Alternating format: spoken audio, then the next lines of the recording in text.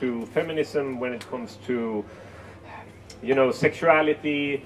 I really felt that, okay, it works exactly in the same way here. We are allowed to say what we want. We have the freedom of speech. We can say what we want, but we also have a social pressure that if we do it, might be pushed out of the inner circle. We might be pushed out of the group. So there's also self-censorship in Sweden, where we have the freedom of speech. So I thought it was very interesting to see that, because I thought that that it worked in complete two different ways, but it works pretty much in the same way. Of course, the consequences are bigger if you go to China and you do something that is forbidden. But and when it comes to play, if you don't have seen play was inspired of events that took place in Gothenburg, where I live, where it was a group of young boys that for several occasions robbed other young boys in the center of the city in a mall. And the robbers, they had one thing in common: they were black. And in Sweden at that time, it was even less black people. It was even a more white consensus. So a group of 5 black boys robbing white boys in the center of the city. It's a controversial image. And it was interesting that it was even hard to talk about that image. So, and we got to know about this from a newspaper article, and I went there and read through all the court files of these robberies, and I started to do interviews with the perpetrators and with the victims. And when I did the interviews with the perpetrators, the robbers, then they told me that they were very aware of how to use the stigmatized image of a black man in order to create an unoutspoken threat. So even if these boys were 10, 12 years old, they already had started to adapt to a stereotypic role of being the dangerous black man. So, and where did they get this stereotypic idea from? They get it from popular media. They got it from all these movies that have been reproducing the black man as like a sports idol or a criminal or etc., etc. And it was so obvious that these they were limited because they couldn't fantasize about themselves as being a banker. They couldn't fantasize themselves of being at a university, but they could fantasize about themselves as these stereotypes. So these limited stereotypes also recreated the behavior. And it was interesting to see a movie that, like Play, which I understood that people will be very provoked when this comes out. We tend to talk about these questions in a very, a way that is like, here we have the racists in society, and here with the good guys are. And as soon as you are like trying to go a little bit deeper into those topics, then people immediately get scared, at least in Sweden. But this is also something that I think is super interesting, because when it comes to cinema that wants to go deeper into these questions, that want to talk it on a more detailed way or more nuanced way, then the question about racism comes up. But when you look at like the popular culture, it is like, well, it doesn't have anything to do with reproducing a behavior. It doesn't. These films are not dangerous in that way. Yeah. I really love, usually in your films, you always have bystanders who are just looking at these things. Maybe they are something not something in between the audience and the characters in the film, and they probably have the same dilemmas. And usually they don't interfere at all, because I saw it in Swedish films like with Roy Andersson. There's always someone somewhere just looking from the side, on the same situation. I notice it in your films. It's usually like, especially in the film The Play, there are people who don't help those kids because maybe like it's better to stay aside. And I think it's one of the main topics today, as well as this auto-censorship. Maybe I won't help this guy because who knows what will happen next. Maybe I can get him into it. Well, I can. I think that one thing is interesting when you write about the bystander effect. or read about the bystander effect. The bystander effect was a sociological term that came up in the 60s in the US when there was a woman that was beaten to death, and it took half an hour, and they counted, and it was like over 100 witnesses or something, and no one had interacted, and no one had called the police. Then they started to debate this, is this society starting to be so cold, don't we care about each other anymore? But then from a sociological point of view, they instead discussed, okay, is this a part of human behavior that we are herd animals and we have a hard time to take responsibility when we are in a big crowd? There are so many interesting sociological experiments about the bystander effect. They are so funny. Human being is so absurd. There's one that I have to tell you about. That is, they tried it out on students that is doing a test.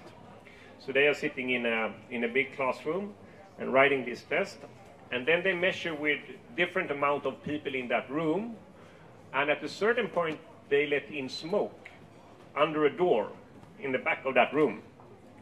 And if it's like 300 people in that room and they are sitting and writing the test, then they are looking back, they see the smoke, and then they look at each other, and then they continue writing. But if there are only 3 in that room, then it's like, hey, it's smoke over there. So it's so absurd that the more we are, the slower we react, the less responsible we feel. And I have tried to, I think that the involuntary is about the bystander effect.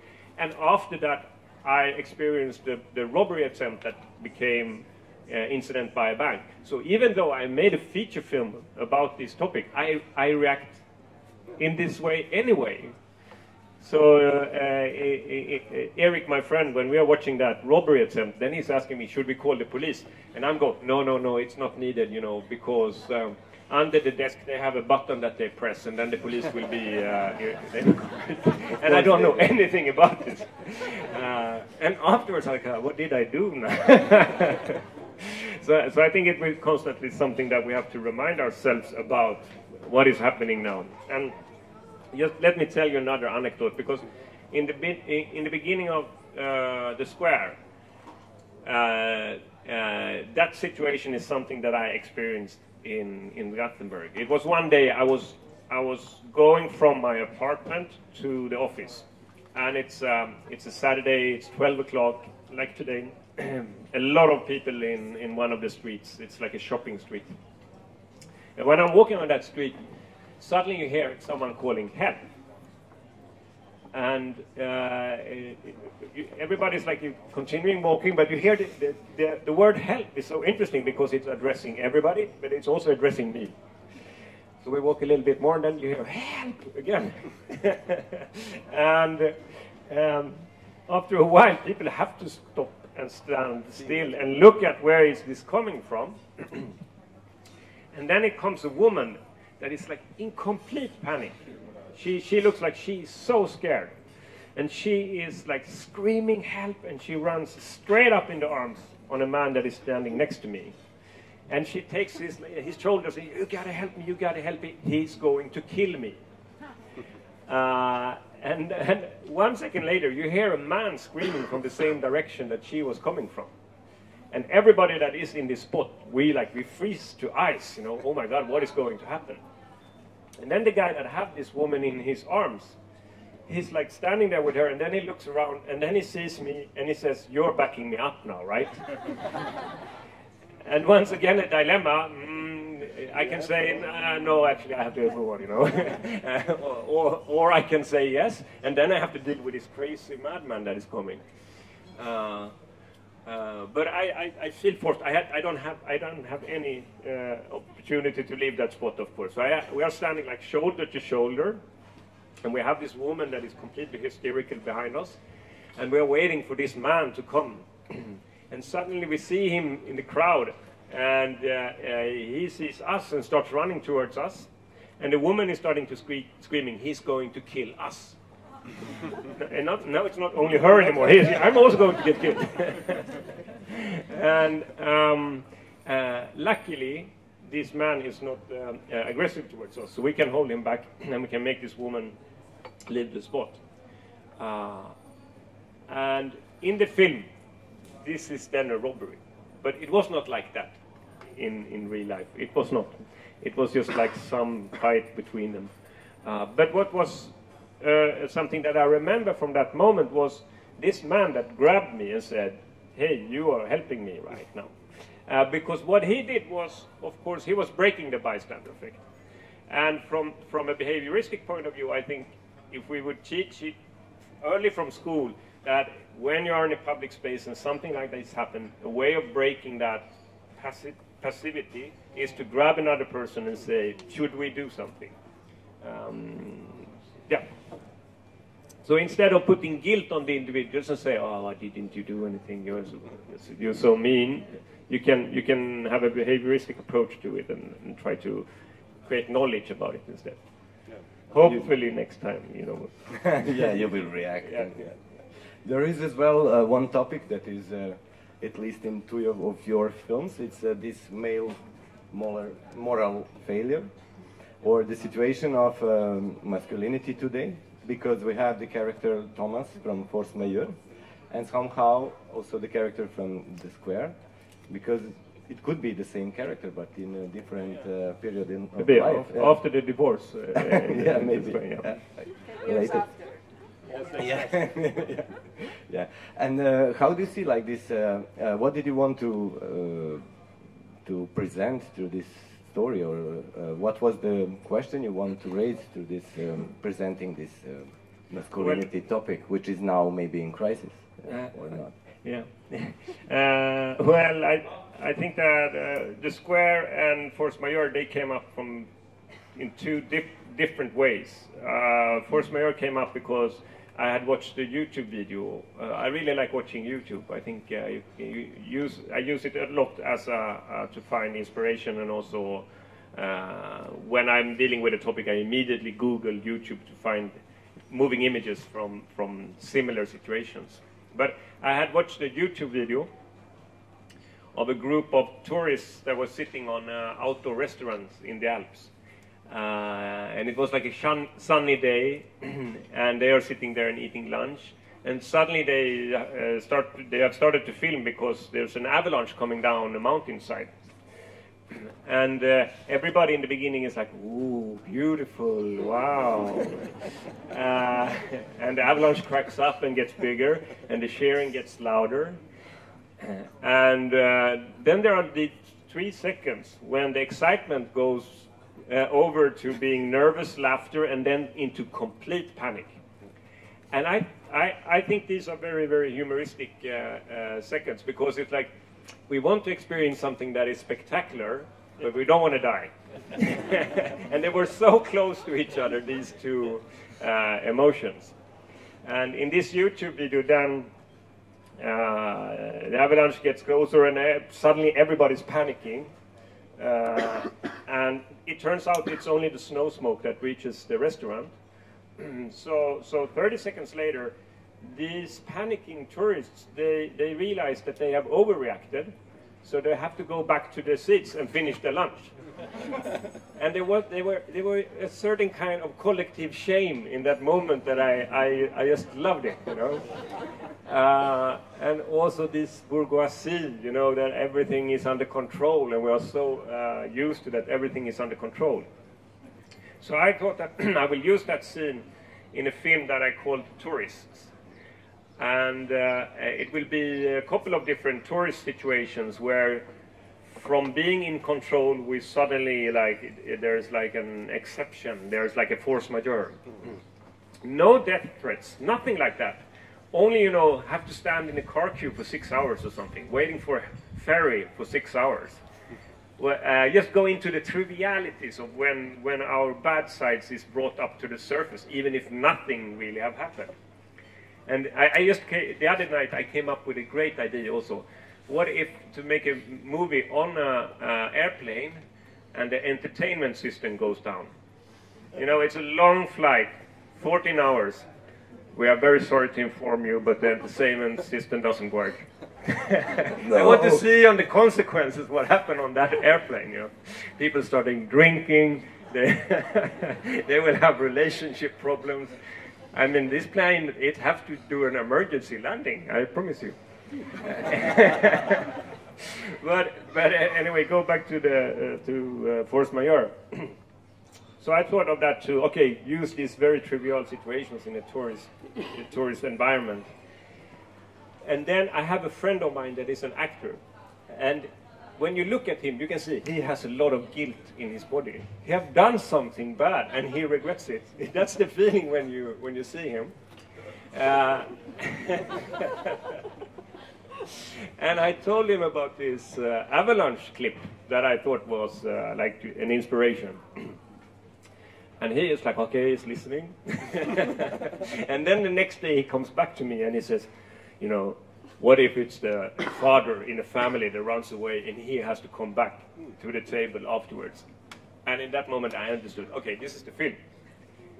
This is the setup for one film. I don't need anything more. Because I could immediately feel how, like, you know, I got cold, like, of identifying myself with being that father coming back to the table. And what I did then after that was that I was telling this story over and over and over again. I was telling it to everybody that I met. You know, you have to hear about my next film. I'm going to use this setup. And then the snow smoke is coming, and it turns out that there's no catastrophe. And the father is coming back to the table, you know, and what is the first thing he's going to say? It was a good pasta this, or what is he going to say, you know? Nice, the sun is coming out again, or, you know, like, it's such a beautiful situation. And when I told it to people, there were so many stories that were coming back to me. This reminds me of a relationship that I had once. And so the method when it comes to using that is like to try it out on people, and people have so many experiences that you can use and steal ideas from, and yeah. So the method for me is not to be like, okay, I'm sitting and writing myself at home. I'm trying to be open and tell the topic over and over again and get things back. Yeah. And I mean, for me, it becomes a movie about a man, of course. And all I have to do is trying to identify with what would I do in the same situation. Yeah. Somehow we can get to the character Christian from the Square, who is like single, male, full of confidence, successful as well, and he has same issues, yeah, like more or less. He has trouble with this when he's confronting like the female character, when they have this condom scene or whatever, and then you just, again, you lose your masculinity or the dignity at least, yeah. And what about this male dignity? Is it like dead, or is it dying, or it needs to be changed, or because it gets you to different situations usually? Well, I think in both Force Majeure and The Square, I'm interested in the expected role that we're supposed to play, and then when we scratch the surface, we realize, okay, we're trying to live up to that, but we don't manage to do it all the time. And for me, it also points out that we are living in an honor culture. So we are talking about like Muslim culture as an honor culture, and but if you look at the events that both Christian and Thomas is dealing in, it's pointing out that we are living in an honor culture too. Because I mean, no practical things have changed after the avalanche, but there's something about who you should be. And I can also say that in both these movies, I think there's a clash between the civilized person and our instincts. I mean, survival instinct tells us that we should run. And the culture that we are brought up in, the expectations of what we should do is just erased. And it goes this quickly. And I mean, I thought that it was interesting with this setup of, okay, doing something that is forbidden or unexpected. Then for Force Majeure, I read an investigation about ferry catastrophes. So I also tried to find a sociological thing that I also can bounce the idea against. And this ferry catastrophe examination, it showed that the percentage of survivor from a ferry catastrophe, the one that survives are men in a certain age, and the one that dies are women and children. Women first. So exactly. So you know the outcall that they do women and children first in the lifeboat. Okay, they do it, but we don't live up to it. So when it comes to survival instinct, and then culture is put out, and the one that have the ability of acting egoistic are men. And this is very fun to tell the audience before I screen Force Majeure. I say, okay, are there any couples in the audience here tonight? And then I say, you can look at this movie as a relationship test. And then I also tell them, you maybe think that your husband or your boyfriend will protect you. Statistically, he won't.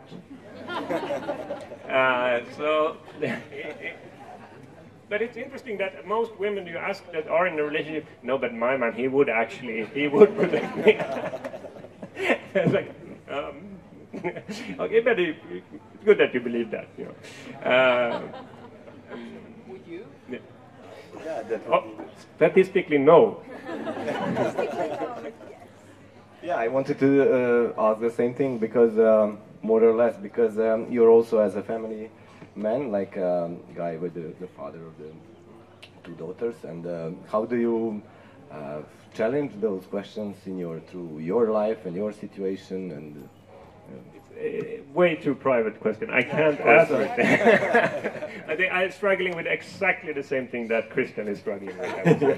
I mean, yeah, but I mean, Christian is also the character of Christian is of course inspired of that you have a one in each week life where you take 100% responsibility of your kids one week, and the next week you are like working super much and you are out late, and it's a very contrast in the lifestyle in those 2 weeks. And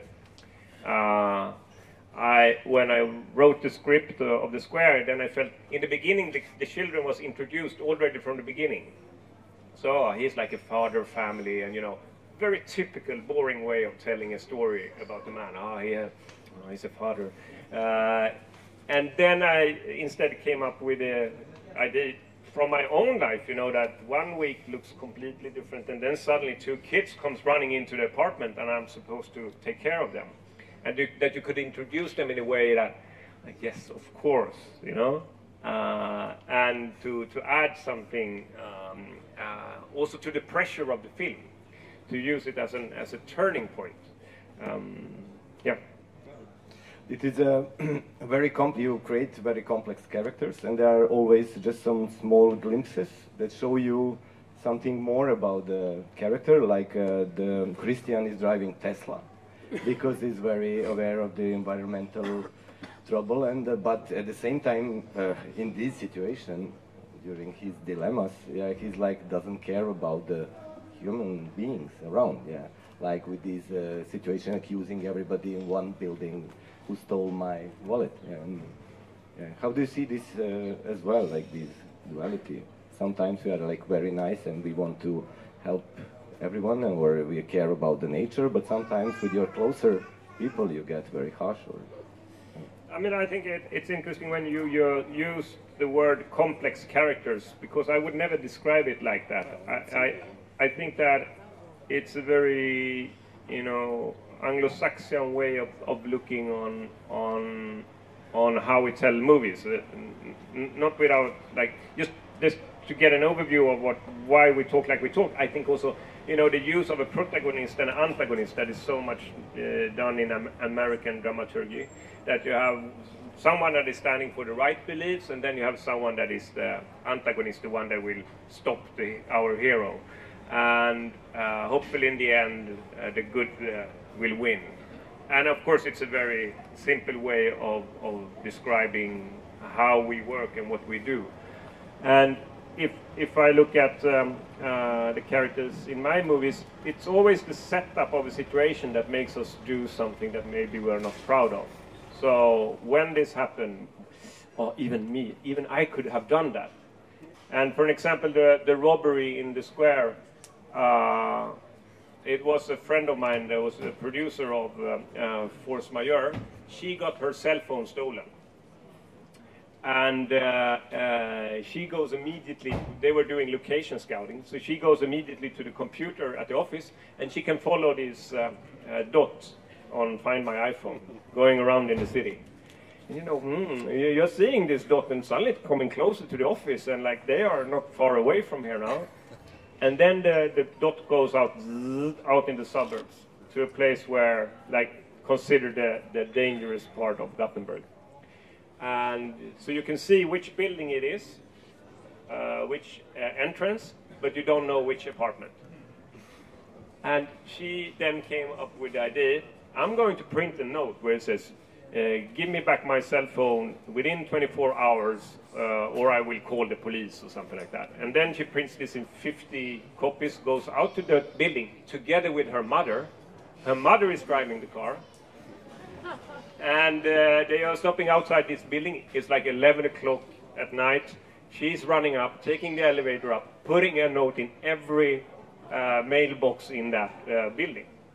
It's completely absurd, but when she tells me, I believe her. Okay, you actually thought this was a rational, good thing to do. And the funny thing is that when she's like halfway or something, she suddenly starts to panic.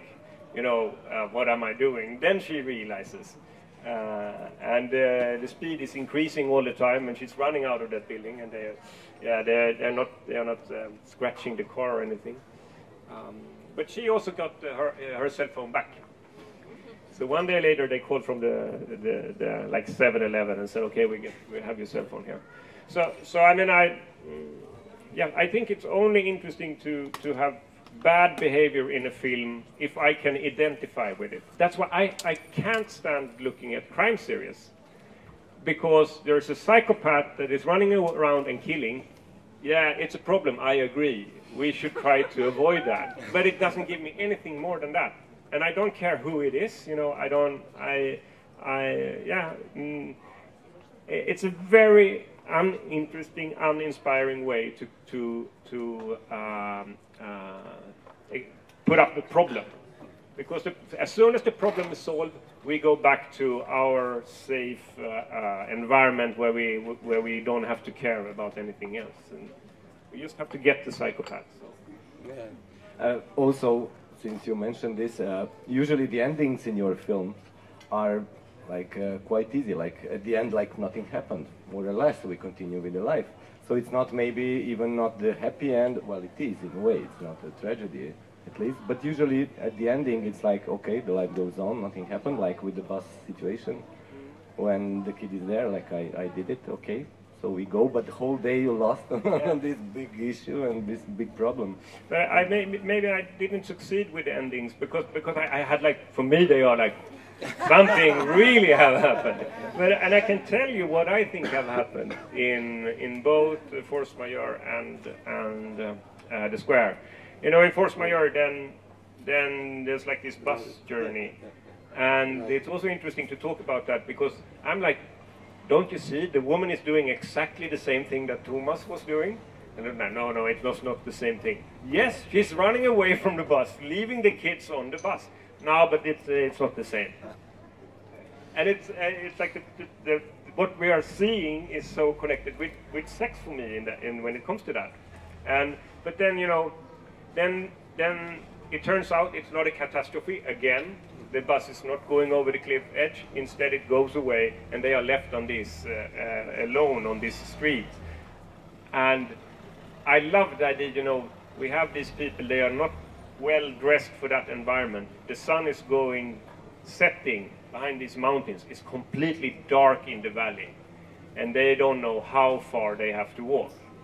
And they are walking there together next to each other. And Thomas is like together with his son. And suddenly there's someone asking him, do you want a cigarette? And first he says, no. And then he says, actually, I want a cigarette. And he takes a cigarette and he smokes, and he have never felt so good smoking. And then his son's asking him, do you smoke, Daddy? And he says, yes, I do. And that was the problem, because someone like, is it advertisement for, like, you know, the how to say, the cowboy that is running out at the prairie? But for me it was, he stopped lying. For me it was like a Scandinavian father would say, I'm just having one cigarette, you know. Blah, blah, blah. No, do you smoke, Daddy? Yes, I do. And I regret, because I could have made that even clearer. And if he asks him, the boy asks him, and he says, do you smoke, Daddy? And he says, no, it's just one cigarette. And then he thinks, ask me again. Do you smoke, Daddy? Yes, I do. So then maybe I would manage to make it clear. But for me, then in that moment, Thomas is stepping over his shadow. He's daring to say, I am a human being and I'm struggling with doing the right thing. I can admit my mistakes, or I can admit something about myself. And then the ending of, I can tell you also the ending of the square. The ending of the square is inspired of a Swedish poem that is called Playing Marbles. And Playing Marbles is the poem is about, it's the author that is describing an incident in his life. And it goes back to a childhood memory. And it's about an author that have 50 marbles, and he's playing towards a schoolboy that only have 5 marbles. And he wins these marbles very easily, of course. If you look at it statistically, it's very hard to win if you only have 5 marbles. So it's not that about skill. It's about, like, okay. So he wins these 5 marbles, and then he walks home and he's like very proud, you know, I got the marbles. But when he gets to his door, he regrets himself. He felt that was not really fair. So he's trying to go back to find the boy, to give him back his 5 marbles. But he never finds him. And the poem is like written that he still today, he remembers that boy when he sees them play marbles on the schoolyards. And there is this guilt. And it's this guilt, exactly. And I wanted the film to be the same ending. Okay, finally when he is game enough to face the consequences what he have done, and he's trying to go and do right, the possibility is not there anymore. And he have to go back and know that he will live with this feeling of that he didn't do the right thing towards this boy. Yeah, the media is also very quite important in all your films, maybe as the parallel universe that is running our universe mostly, yeah, or we choose how much do we want to depend on it. And then how you as well presented these characters who are part of the media, who want to do it well, those 2 young managers who are in the advertisement business. They are quite young and they are like not sure, but they know what people want, yeah. And they have a dilemma as well. They want to do it like, they want to be successful at one point, but on the other hand, they are doing like the evil job, yeah. So yeah, how did you wanted to create these 2 characters? Because they look like, I think, the typical representatives of this new thing, because there is this online thing like internet, because usually you hire younger people because they can understand it, or But the 2 guys that are playing in the square, they are working with advertisement. Yeah, you can see almost. Yeah, because, and they came to the casting session, and they had these small, do you call it vests? Yeah, they had these fantastic vests on and them. it's the same. And they had different colors, but the same model. And it was, they were perfect. And it's like, you don't have to change anything. Please just come to the shooting like you are. But I like to talk about them because one thing that I was thinking, at least when I was doing the film, I mean, I think I'm quite mean to all the characters. All the characters in my movies are making mistakes that they're not like proud of, or they're behaving in a way where that is like embarrassing or so on. But my plan was, the PR guys should be the most likable persons of all, because we are so used to see them as cynical, and they are like the bad things that is going on in our society is because of them, you know. But I wanted them to only be the one that is like, they understand how the media landscape works. So guys, if you want to have attention for this humanistic project, you know, why should I care? We have to do something like to create a conflict. So I wanted them actually to be not cynical, but they are rational. But that part of, if we are discussing media, I think it's interesting because when I started to write the Square, there is a right-wing party in Sweden, an extreme right-wing party in Sweden, that from the first election to the second election was increasing with 20% of the votes or something like that. And the interesting thing about this was the only thing that was written about them in media was bad things. The media was only known as bringing up things that they have done that was bad, bringing up their history of being connected with like Nazi party. They were only like trying to write them down, but they increased with 20%. So someone did an investigation. They tried to measure the amount of articles, and then they looked on the amount of votes, and it turns out that they are very comparable. And then you are starting to ask yourself, doesn't it matter what we are writing? Is the exposure that they get the reason that they get so big? And it turns out like it is like this. That if you look for an example on how Trump, of course, have gotten, like now he is probably the most known man on this planet. And either you are against him or you are pro. Yeah, at least you know. And this like these elections, that is like when it comes to the Democrats and the Republicans in the US, they almost all the time end up 50-50. So all questions that we go for, are you against or are you pro, end up in 50-50. And the same thing then happened with the Sweden Democrats, because it's like, we are against the Sweden Democrats. But then you also have the opportunity to say, no, actually I support them. So all questions that we don't make more complex than pro or against will also bring a lot of followers, a lot of voters. Yeah, and it was scary to see how like these tabloid media were like using the Sweden Democrats in order to sell attention to ads. Everybody wanted to read about how bad they were. And if you click the link, then you see an ad first, and then you can read about how bad they are. And how media is using that conflict, not at all in a way because they are interested in trying to solve the problem, but because they're interested in selling ads. And I can take up another example that have been with the terror events when it comes to Bataclan. You remember the terror event that was in Paris? Then you could see a live stream video from Bataclan in Swedish tabloid sites.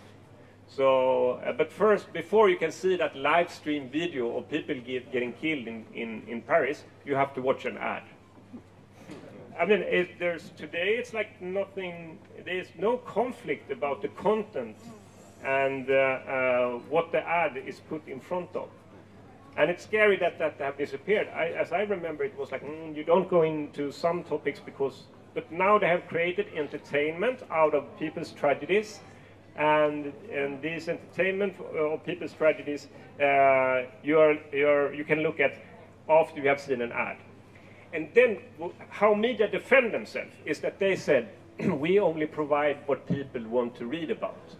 There's a big public interest about these topics. And they are blaming on people's curiosity.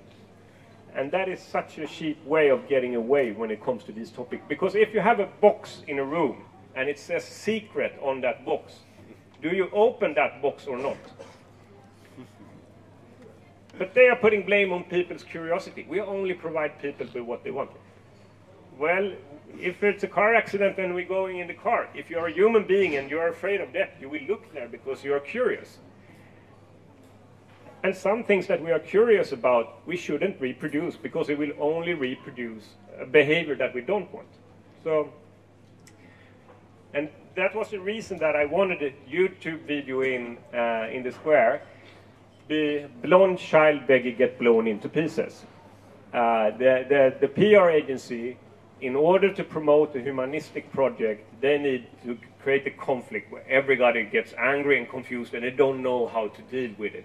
And that, you know, the headline, blonde child beggar get blown into this. If you read the headlines in the tabloids, they are so much better. They are so smart. They are like even making a confused sentence, so I don't understand, so I have to go there and click on it. Yeah. So that was your idea and not PR agents? Blonde girl. Yeah, it was in the script, of course. Okay. So I thought it was PR agents that suggested. Yeah, I think it would be great if you have some questions to ask. This is a nice opportunity. Maybe, yeah. First of all, it's an honor for me to have a possibility to ask you a question. I have two questions, if I may, which are similar in a certain way. First one is regarding your micro-dilemmas. Would you say the roots for your fascination with micro-dilemmas came also from watching TV shows like Seinfeld and Curb Your Enthusiasm, which deal with them in a humorous way, and you felt the neglection of their treatment in a serious way, or that fascination just came through your life events and experiences? And second one is,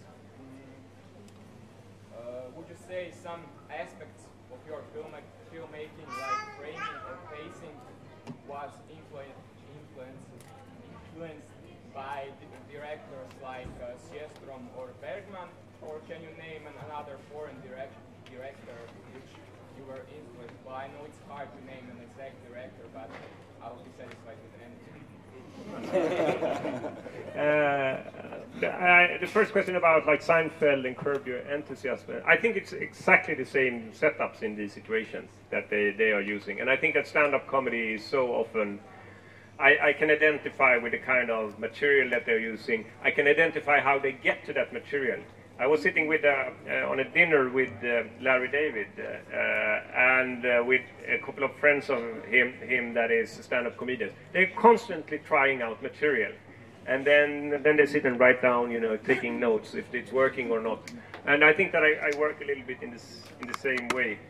But I mean, what I think also is that I like when the situation goes from humoristic and comical, but all the way down to something that is very, very harsh. Not in a physical way, but in a psychological way. That the psychological pressure is not. It's not only ha ha ha, because it's so great when it is just like the avalanche. You know, ooh. And when you can make a scene be like that, 5 seconds earlier you were laughing, and then suddenly, that's what I enjoy most. And the second question about the directors that I've been inspired of. Yeah, as I told in the beginning that I watched so many ski movies, so I didn't become a cineast before I started in film school. So I started to look at the directors, like the authors, when I was in film school. And then I was 25 years old, so I was quite old when I started to look at these movies. But one movie that really, really had an impact on me was Mikael Haneke's Code Unknown. And that I watched when I was like in the second grade of the film school. And I thought it was, it was just someone that was challenging me as an audience so much. And I felt like after I watched that film, I felt I have to take away all the trash off me. I have to take care. I have a responsibility as a human being.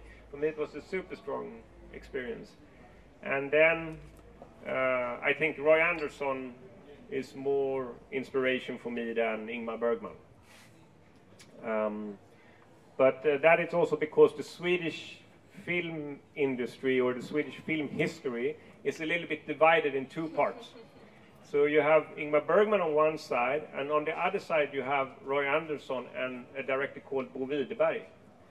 And when I started at the film school, I became friend with the producer of Roy Andersson and Bo Widerberg. So suddenly I was brought into that part. So I never really got to know Bergman, except from a distance, and I was supposed to not like him. I learned that already from the beginning. Bergman is, Is it related with Stockholm, Gothenburg? it is maybe also a little bit at least, and a little bit, yeah. I mean, Stockholm had another film school that had more money. Göteborg had a smaller film school with less money, and it was a conflict in between that also. But I think it was very much a conflict between a young generation that was brought up with the movement of the 60s and were left-wing politically engaged. And they were like revolting towards Bergman that they thought had these bourgeoisie topics that only is about himself. Sorry. Too intellectual. Yeah, exactly. And so it was like this. So Bergman, but is he that good? Quite good. What about Buñuel? Because you're very many times compared to. Yeah, Buñuel movies. The people that I get to know in the film school, they said Buñuel movies are great, so I watched them. And but it was one. I think that the Discreet Charm or the Bourgeoisie is such a fantastic film title. And then the other, I have watched some Buñuel movies now. He made also a lot of lousy movies. And I didn't know about them at all. I only thought that he was like this, but he was best in the end of his career, and that's quite inspiring.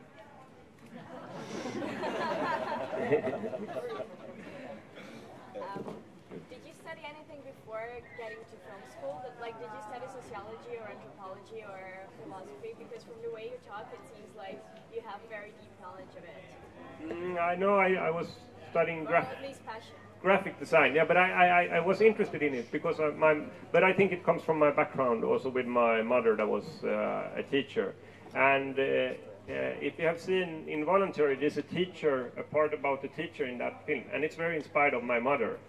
And one thing that she did when I was 16 years old, and she had a third grade in her school, she did a sociological experiment with her pupils that is called the Solomon Asch conformity test. And that test is, maybe you're familiar with it, you have 2 lines, and one of the lines are longer than the other. And then you have one test person, and you bring out that test person in front of the group, and you ask this test person which line is the longest.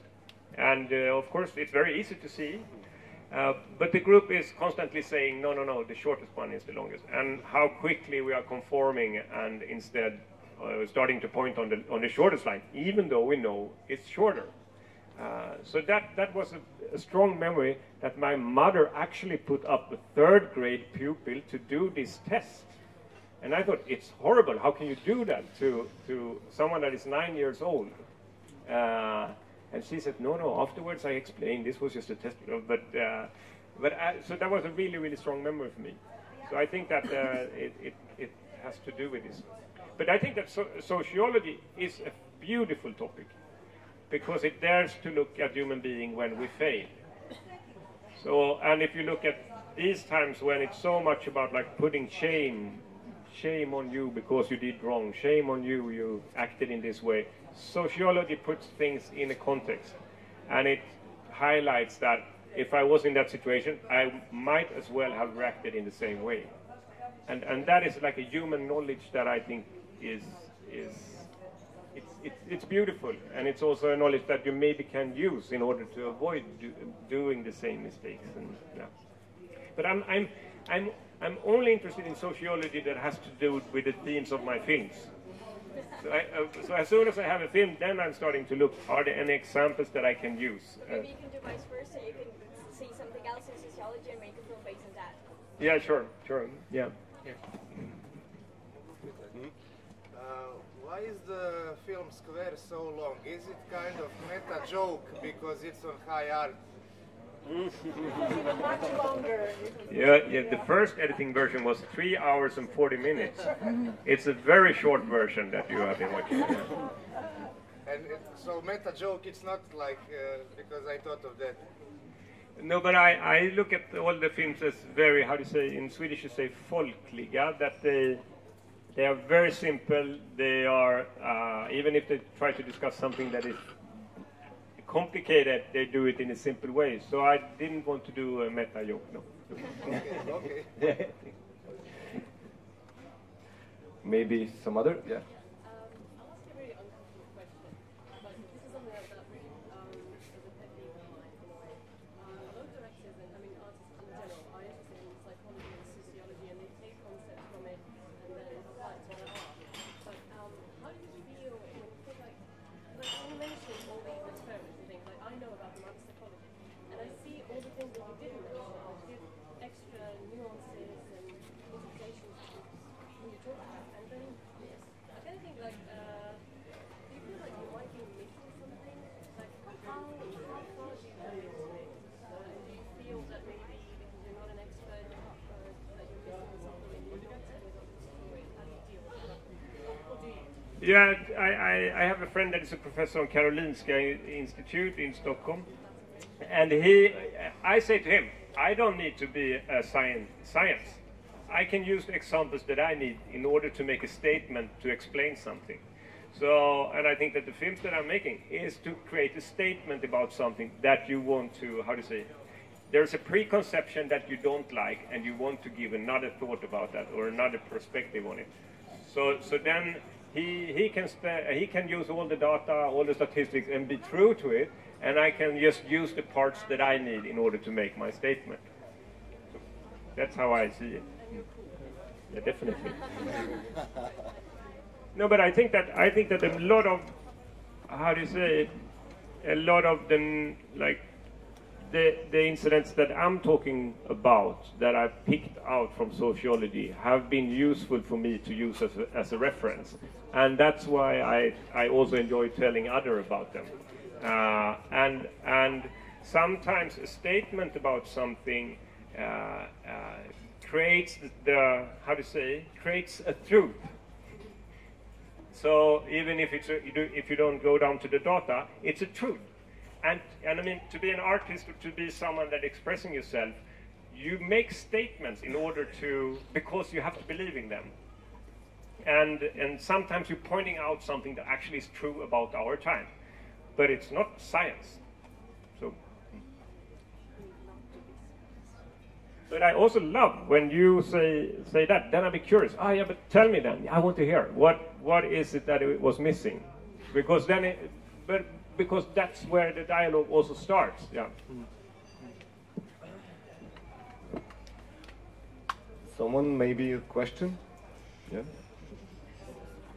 Yeah, I have one question regarding the filmmaking. You used to experiment with digital, because especially maybe in the film play or before, with the framing, because there was an opportunity for you to shoot on a bigger screen, bigger resolution. I think it was 6K or 4K, and then just 4K. 4K, and then to find the right frame instead of it. Was the incident by the bank done in the same fashion? Yeah. Okay. Incident by a bank actually came up because we wanted to try a new technique, and we didn't know in which way we should try that technique. And then this failed robbery attempt that me and a friend of mine was eyewitness to, we realized we could do it with that and make a short film. But the technique that we wanted to try out was 2011, and that's when the first red camera came, and it had 4K resolution, but the projectors only had 2K resolution. So it was like there's 2Ks that we don't use. And we started to look if we can how much you can zoom into an image and what you can do with that. And since I was interested in the real-time aspect, I was interested in quite long shots where you don't break the real time. An idea came up that we could trick us to believe that it's real time even if it's not. So Incident by a Bank is shot with a tripod with a fixed camera, and we did 16 takes or something. We rehearsed a lot, and then we did 16 takes. And the film is a combination of 4 of these takes. So even if it looks like it's a real-time shot, when we are zooming in one part of the image, and when we are panning over digitally in the editing, then we can go over to another take. So it was like basically like working with different layers in a Photoshop program, you know, that we can cut together an image and you can, as soon as you move over to that part. So it was interesting because you could be scarily precise when you're doing the movement. So when you're zooming in exactly when it stops, then the zoom is finished. And then when they're looking that way exactly, then it starts panning over. And so we tried that out. And we zoomed around 450% in the image or something like that. It looks very bad today, but yeah. That was the beginning of the. Yeah, maybe I would like if someone else want to ask the question. Here we have. Hey, I'm from Croatia. Been living in Cambodia for a year now, and yeah, we kind of start liking your movies as a show to our families. Oh, how is this in Sweden? How and since you're dealing with human behavior and typical human failures and stuff like that, that are pretty universal, but still, like, it's very obvious from your movies in particular just how much different it is how people behave in Sweden as opposed to here. So I would like your perspective on this universality of behavior showing, and you know, do you plan to deal with more broadly, or are you concerned with Western or English?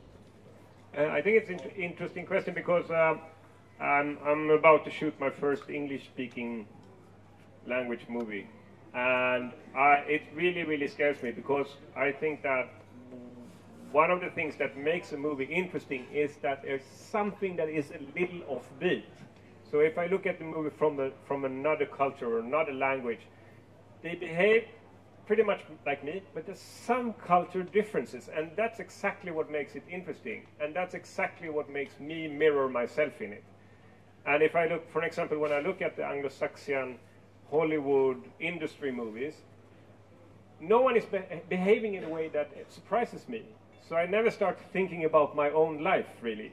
Of course, there are a lot of films that it's not like this, but from the industry that is just producing these TV series and so on, then I miss the differences.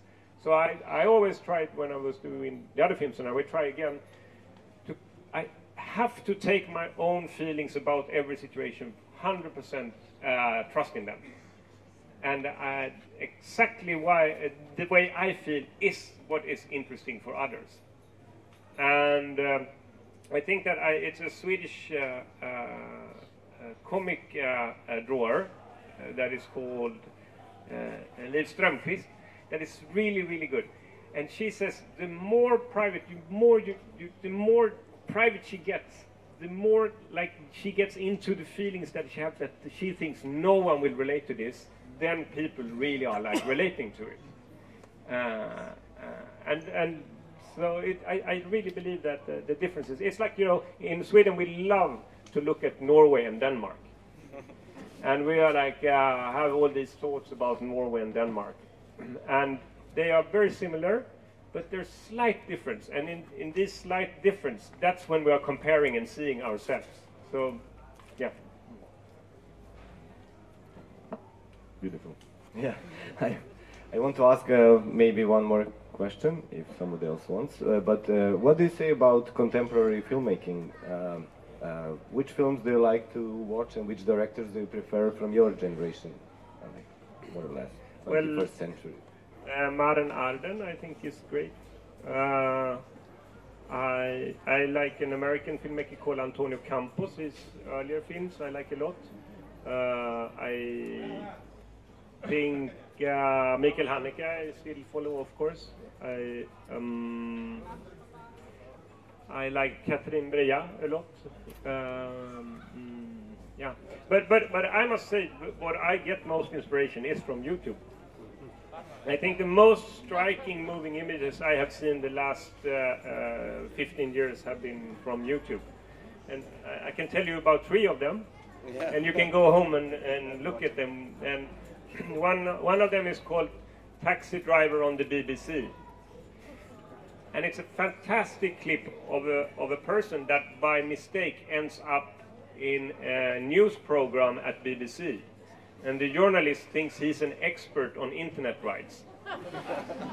And it's this fantastic moment when the journalist is like saying, okay, welcome to Guy Cuny. And when the taxi driver hears the name, then he realizes the horrible mistake. And his like the face expression where he has when he hears this is not my name, is like and then he says, yes, good morning.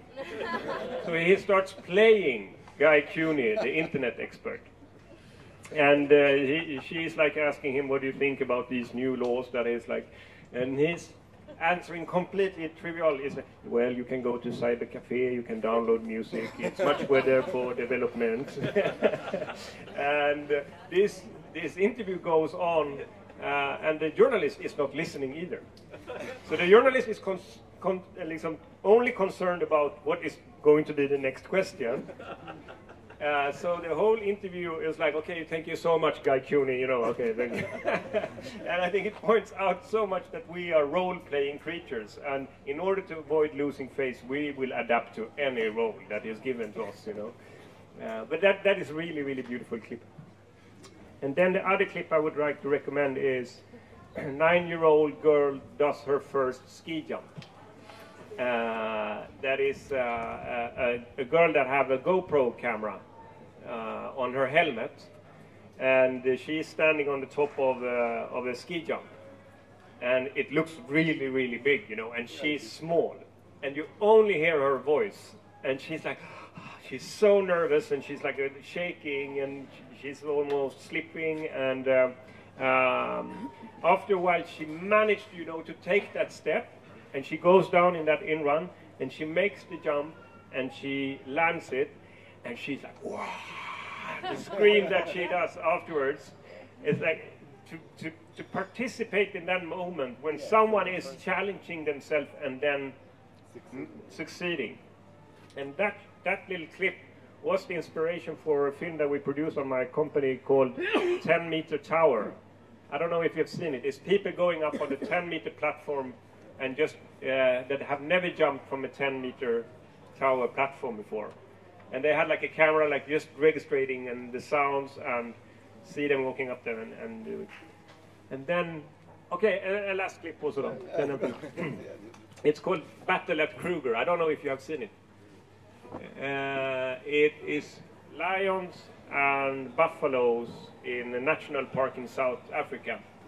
And it's 7 minutes long. I can't describe what's happening in it because it's the perfect dramaturgy in that clip. And you hear the comments of the tourists that it's filming. It's like, here comes the crocodile, you know, and the lion, and it's like, yeah. And yes, watch it. What was called, sorry? What was the last one called? Battle at Kruger. So Kruger is the name of the park, the national park. Maybe we can show it now. Or yeah. Today at 2 o'clock. Yeah, we have. No, I just wanted to remind at 2 o'clock. Yeah, today at 2 o'clock there will be a screening of amazing film Play. Yeah, it is in 10 minutes, so please enjoy the film by Ruben Öslund. And thank you, Ruben. This was really very nice. Thank you for coming, and see you again.